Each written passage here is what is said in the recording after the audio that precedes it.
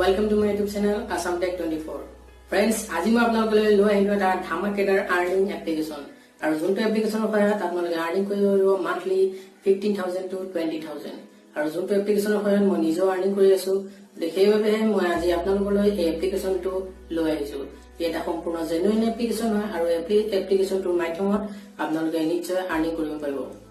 গতিকে এই এপ্লিকেশনটোৰ সম্পূৰ্ণ কনসেপ্টটো হ'ল এটা ৰিসেলিং কনসেপ্ট আৰু এপ্লিকেশনটো নাম কি এটো আপোনালোকক মই ভিডিওটোৰ মাজত কৈ দিম আৰু ইয়াৰ লিংক মই ডেসক্ৰিপচনতো দি দিছো। তাৰ পৰা আপোনালোকে যদি এপ্লিকেশনটো ডাউনলোড কৰে আৰু এই এপ্লিকেশনটোৰ পৰা আপোনালোকে যদি কিবা পাৰচেজ কৰে তেনে ফাৰ্স্ট পাৰচেজিংত আপোনালোকে 150 বা 200 ৰ ভিতৰত মাৰ্জিন লাভ কৰিব। গতিকে এই ৰিসেলিং কনসেপ্টটো কিদৰে কৰিলে আমাৰ লাভ হ'ব গতিকে সকলো প্ৰসেস মই আপোনালোকক এই ভিডিওটোৰ মাধ্যমত বুজাই দিম। গতিকে ভিডিওটো অলপ দীঘল হ'ব পাৰে, গতিকে সম্পূৰ্ণ ভিডিওটো চাব তেতিয়াহে এই কনসেপ্টটো আপোনালোকে বুজি পাব। ফ্ৰেন্ডছ, ভিডিওটোৰ মাজলৈ আগবঢ়াৰ আগতে যদি আপোনালোকে এতিয়ালৈকে মোৰ চেনেলটো সাবস্ক্ৰাইব কৰা নাই তেন্তে ৰেড কালাৰৰ সাবস্ক্ৰাইব বাটনটো ক্লিক কৰি মোৰ চেনেলটো সাবস্ক্ৰাইব কৰি দিয়ক আৰু লগতে থকা বেল আইকনটো দবাই দিব যাতে আগন্তুক ভিডিওৰ নটিফিকেশনবোৰ পোনপ্ৰথমে আপোনালোকৰ ওচৰলৈ যায়।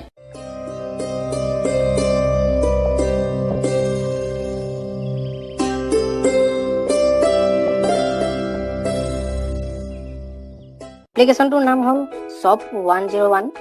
এটো আপোনালোকে মোৰ মোবাইল স্ক্ৰিনত দেখিবলৈ পাইছে। মই এপ্লিকেশনটো এতিয়া ওপেন কৰি দিলো।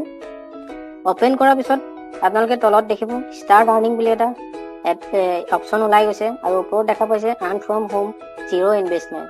এইটো এটা সম্পূৰ্ণ জিৰ' ইনভেষ্টমেণ্ট হয়। তলত ষ্টাৰ্ট আৰ্নিঙত আপোনালোকে ক্লিক কৰি দিব ঠিক এনেদৰে। তাৰপিছত আপোনালোকৰ যোনটো মোবাইল নাম্বাৰ সেই মোবাইল নাম্বাৰটো দি ইয়াতে সাইন আপ কৰি ল'ব। এতিয়া মোৰ ইয়াতে মোৰ মোবাইল নাম্বাৰটো দি দিছো।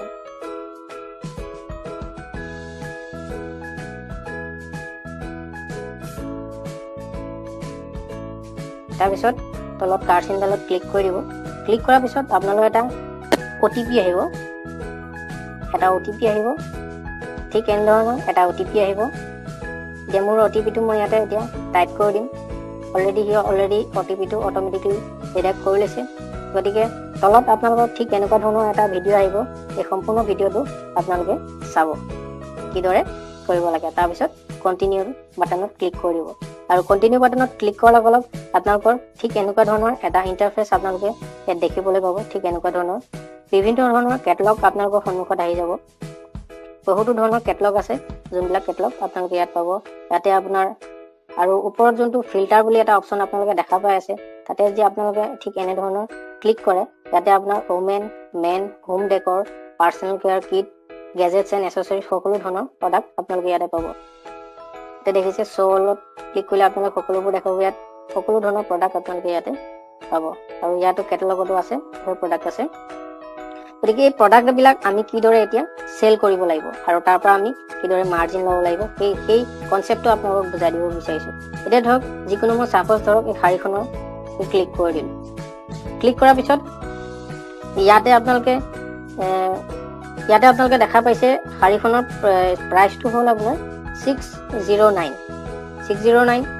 শিপিংটো ওপৰত লিখা আছে শিপিং ফ্ৰী। গতিকে আপুনি এই শাৰীখনত কিমান টকা মানে লাভ কৰিব বিচাৰিছে তলত দেখিছে এটা কলমৰ চিন দিয়া যে আমি ইয়াতে ক্লিক কৰি দিলো। ক্লিক কৰাৰ পিছত ইয়াতে আমি কিমান টকা আৰ্নিং কৰিব বিচাৰো ইয়াত নিজে আমি এড কৰিব পাৰিম। যেনেকৈ ধৰক 92 লিখা আছে, ইয়াতে আমি 100 লিখি আপডেট কৰি দিলো। আপডেট কৰাৰ পিছত এতিয়া টোটেল শাৰীখনৰ কষ্ট হৈ যাব 609 আৰু আমাৰ হৈ যাব 100। গতিকে দুটা যদি আমি প্লাছ কৰো হৈ যাব আপোনাৰ 709। গতিকে ইয়াতে শিপিং ফ্ৰী বুলি লিখা আছে, গতিকে ইয়াত শিপিং দিব দৰকাৰ নাই। গতিকে কিছুমানত শিপিং ফ্ৰী নাথাকে, শিপিং ইনক্লুড হৈ থাকে, সেইবোৰত আপোনালোকে শিপিং চাৰ্জটো প্লাছ কৰি ল'ব লাগিব। ঠিক ইয়াতে ধৰক ইয়াতে আপোনাৰ শিপিংটো 40 rupees দিয়া আছে।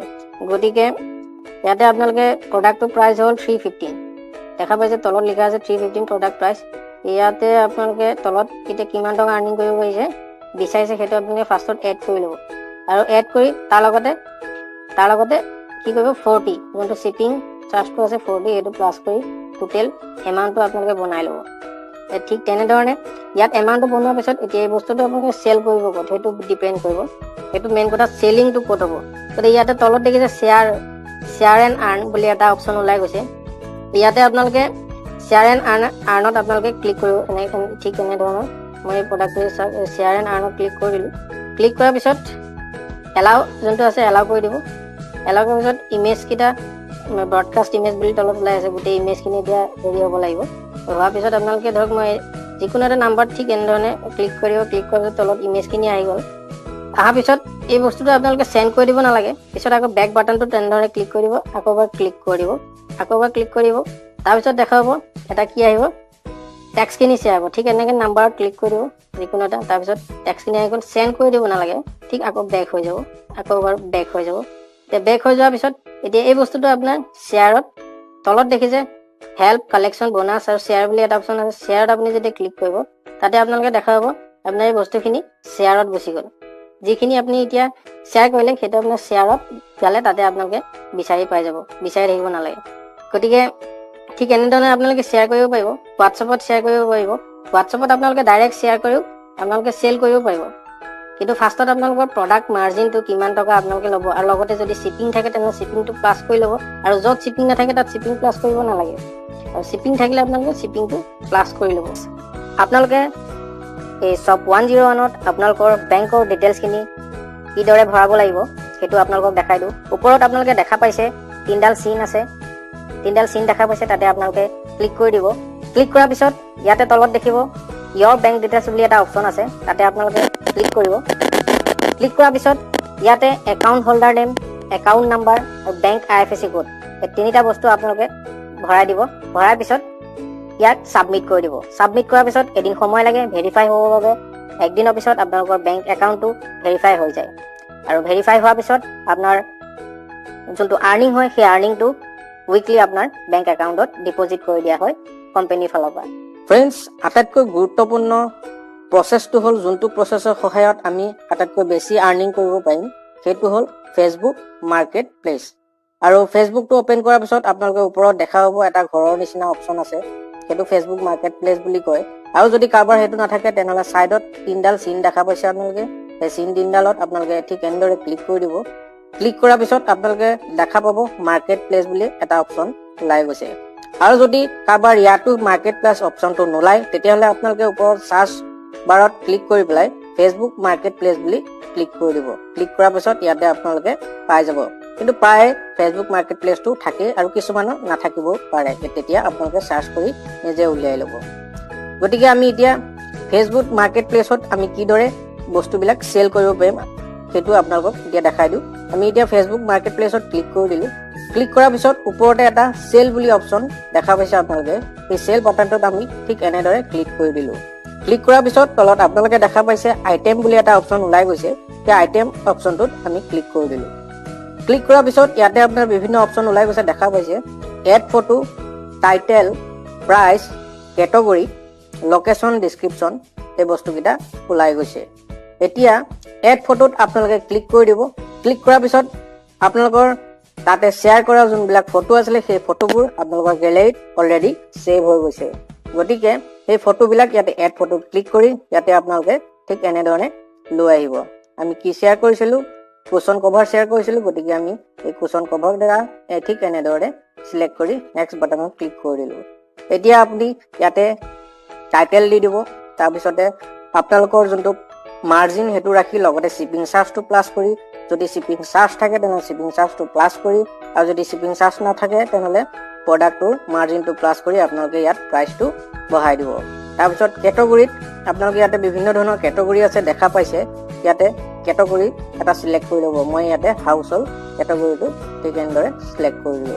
তাৰপিছত লোকেশ্যনটো আপোনালোকে দি দিব, আৰু ডিছক্ৰিপশ্যনটো তাতে ওপৰতে প্ৰডাক্টটোৰ ওপৰত ডিছক্ৰিপশ্যন দিয়া থাকে, সেইটো কপি কৰি ডাইৰেক্ট ইয়াত আনি আপোনালোকে পেষ্ট কৰি দিব ডিছক্ৰিপশ্যন বক্সত। তাৰপিছত তলত যোনটো অফাৰ শ্বিপিং আছে সেইটো ঠিক এনেদৰে অন কৰি দিব। যেতিয়ালৈকে আপোনালোকে এই অফাৰ শ্বিপিংটো অন নকৰিব তেতিয়ালৈকে আপোনালোকৰ প্ৰডাক্ট কেতিয়াও মাৰ্কেট প্লেচত শ্ব' নকৰিব। গতিকে অফাৰ শ্বিপিংটো অন কৰিবলৈ আপোনালোকে কেতিয়াও নাপাহৰিব। তাৰপিছত ঠিক তেনেদৰে আপোনালোকে ওপৰত দেখিছে নেক্সট বাটন আছে, সেই বাটনটোত ক্লিক কৰি দিব। যিহেতু এতিয়া মই গোটেইখিনি ভৰোৱা নাই সেইবাবে এতিয়া মোক ইয়াতে দেখুওৱা নাই, আপোনালোকে গোটেই বস্তুখিনি ঠিক ভৰাই পেলাই টাইটেল প্ৰাইচ ভৰাই নেক্সট বাটন ক্লিক কৰি দিব। ক্লিক কৰাৰ পিছত আপোনালোকৰ আইটেমটো ফেচবুক মাৰ্কেট প্লেচত আপলোড হৈ যায়। ভিডিঅ'টোত মই সম্পূৰ্ণ আপোনালোকক বুজাই দিছো আশা কৰিছো সকলোখিনি আপোনালোকে বুজি পাইছে গতিকে এনেকুৱা ধৰণৰ আৰু online earning related online information related trick and technology লৈ আপোনালোকৰ মাজত মই আহি থাকিম গতিকে আজিলৈ আহিছো friends thanks for watching bye by